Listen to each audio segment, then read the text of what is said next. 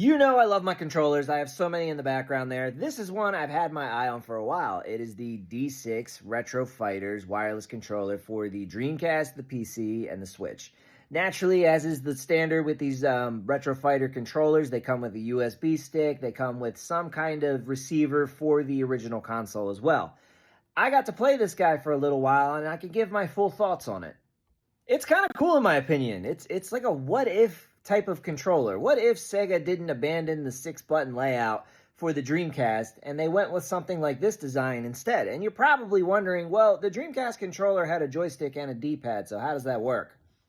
It's pretty clever, actually. So there's a little switch down here. If it's all the way to the right as it is now, it functions as a D-pad. If it's in the middle, it functions as a left joystick. And if it's all the way to the right, it functions as a right joystick. Now, you're probably like, the Dreamcast didn't have a right joystick. That doesn't make sense. But keep in mind, this can also be used on the PC and the Switch as well. So there are times when that may be a necessary function. Here's the thing. I like it. It's not perfect for every Dreamcast game. I was playing Sonic Adventure with this guy, and the D-pad kind of tactile clicky button over the joystick didn't feel right. It didn't control very well.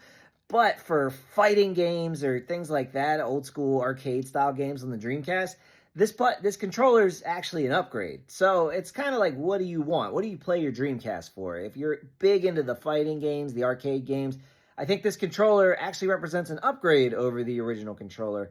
But for games like Sonic Adventure or platforming heavy games or games where you really want that joystick, this controller is not great for it. Connecting it to the Dreamcast is incredibly easy. You have your receiver here. If you have a VMU, you can slide it right in there, no problem. And all you really do is just plug it in and sync it up, and you're basically able to play it just like you would any Dreamcast controller.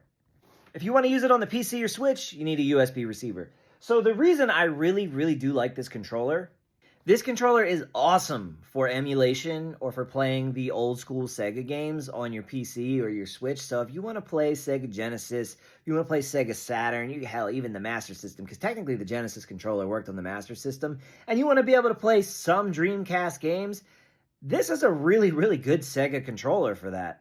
In fact, I have a console here, something that I built exclusively just to play Sega games, emulation, of course, and I use this controller for it because it's just an awesome controller. The tactile buttons are awesome. I love the clicky design of everything, and it feels like a good controller in my hand. It doesn't feel cheap. So what's my final verdict on this thing? I think it's a great controller, but I think if you're getting it just for Dreamcast, it's probably not the best choice. Retro Fighters has another controller out there called the Striker. I don't know if they discontinued it because it seems like they're getting harder to get, but that's more in line with the traditional